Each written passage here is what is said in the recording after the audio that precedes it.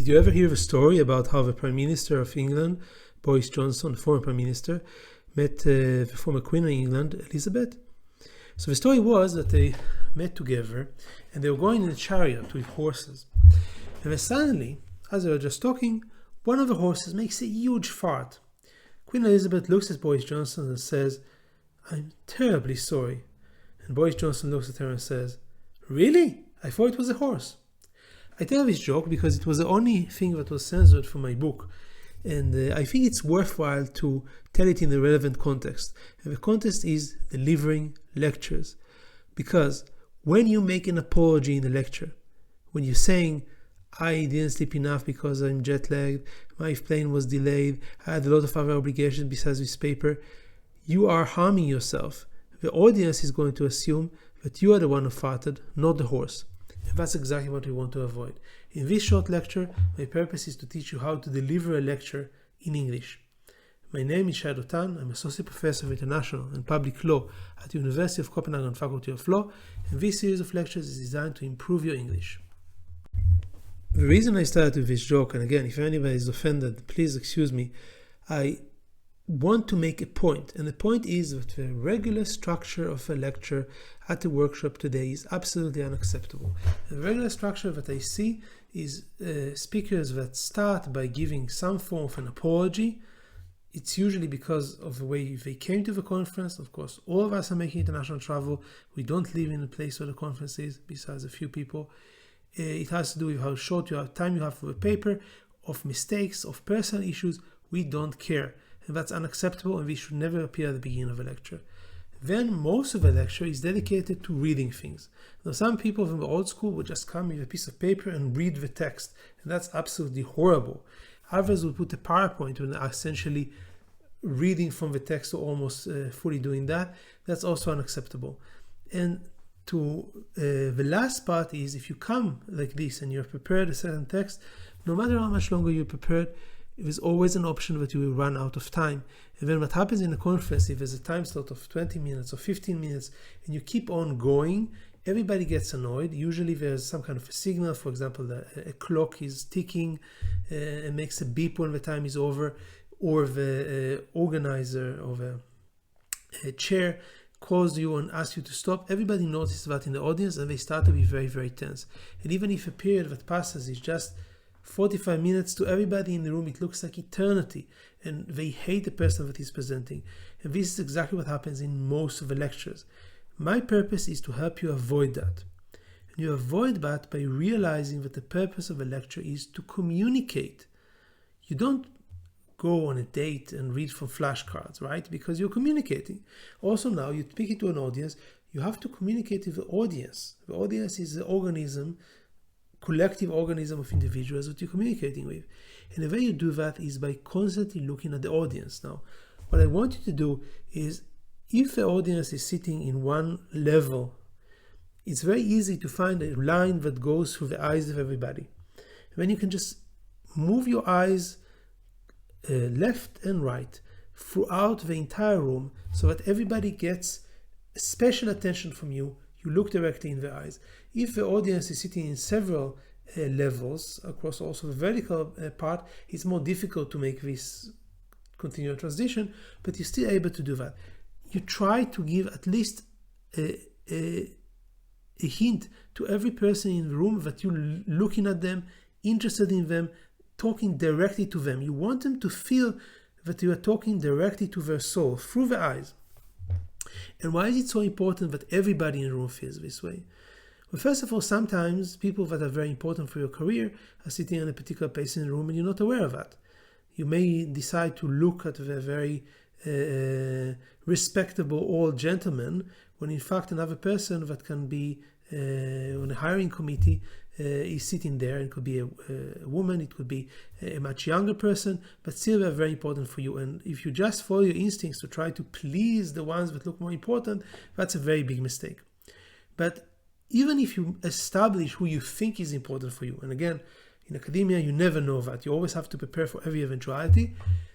Still, if a person is dissatisfied in the room, their dissatisfaction will spread across the room. I want to urge you to imagine if there's a person that is sitting there and they really don't like your talk and they really don't like your attitude. It's not just they don't agree with the content, but they seem to be against you.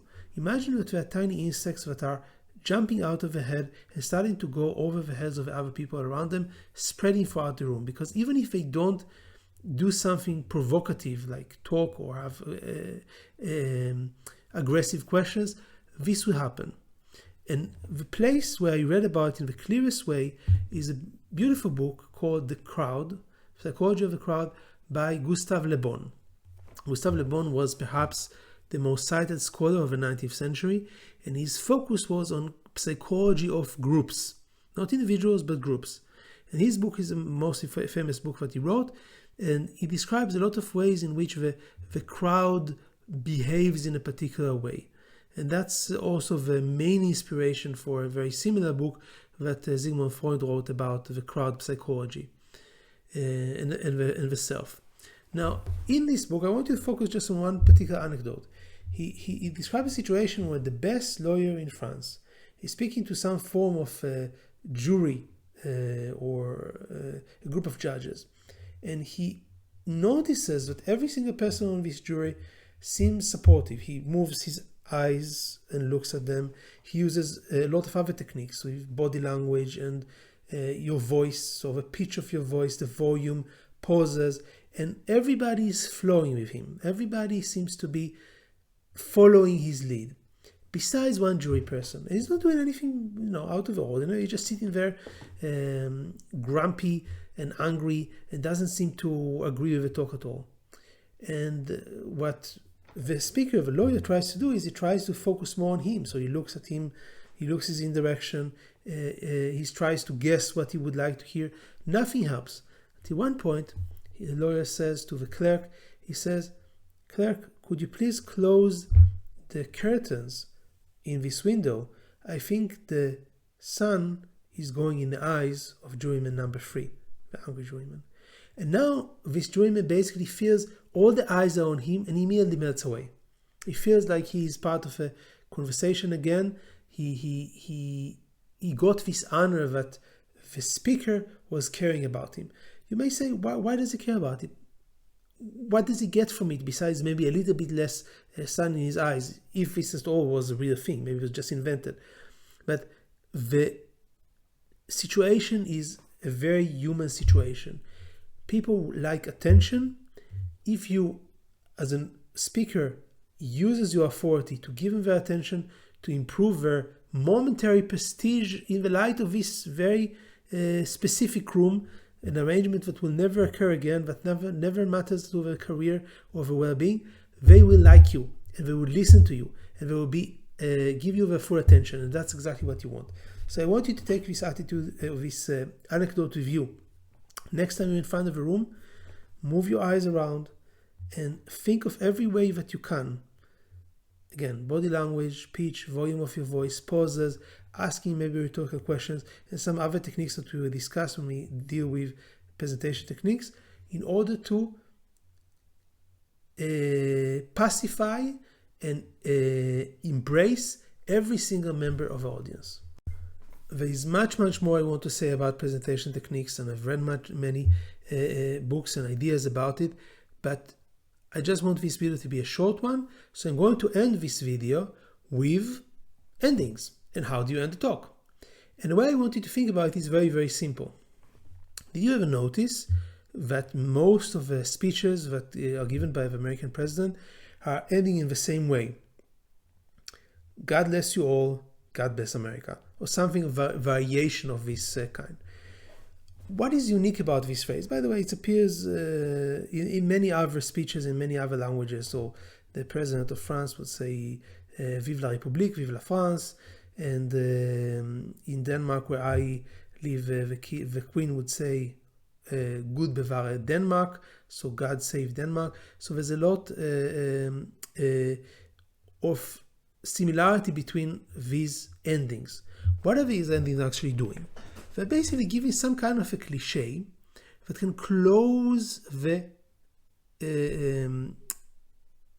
speech. And this is something that you need to learn how to master. Why? because usually you try to end on a high note. So if you have a great conclusion summarizing what you said, adding some extra application, future research initiative, idea, by all means, use that. Use that. Give something that people can remember you by.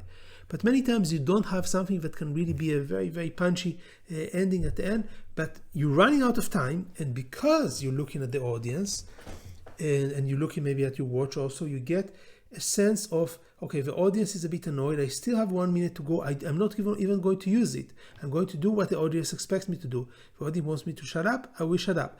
But before that, I will end in a short and catchy phrase, something a bit cliche, and that's perfectly fine. And I always tell to my students, if you have an entrecote, eat it without ketchup, obviously. If you're taking something from McDonald's, add a lot of ketchup. That's the same thing. You end with a cliche, you add some kind of something that is not terrible. It's pleasing enough to let the audience leave them with a feeling that we have we had a good presentation. But if you have something better, if you have a really good ending, you can definitely use that. So that's the way you should end the talk. So we will go through a lot of other things that you should do. How do you prepare for a talk? How do you use rhetorical questions, general questions, anecdotes, stories? All these things we will cover. Before that, what I want you to do is just to follow the basic structure. You never apologize at the end. You always keep eye contact during the speech, and you know when to end. When the time to end comes, you always do that. If you are just about to bring a great idea and it fits, by all means do that. That's your steak entrecote. It's a perfect serving. If you cannot do that, put a lot of ketchup on it, you put some kind of a cliche, you close it, you get out of the podium, and you end your talk. And just one other afterthought. Now, when I press the button, that's the end of a video. But when you are given a talk in a conference, you can't just miraculously disappear into thin air. You don't do that. So you have to realize that there is going to be after appearance after you finish the talk. So don't immediately collapse. Okay, you need to be there. Sometimes the question and answer session is immediately after the lecture. Sometimes it's much more important than the lecture itself.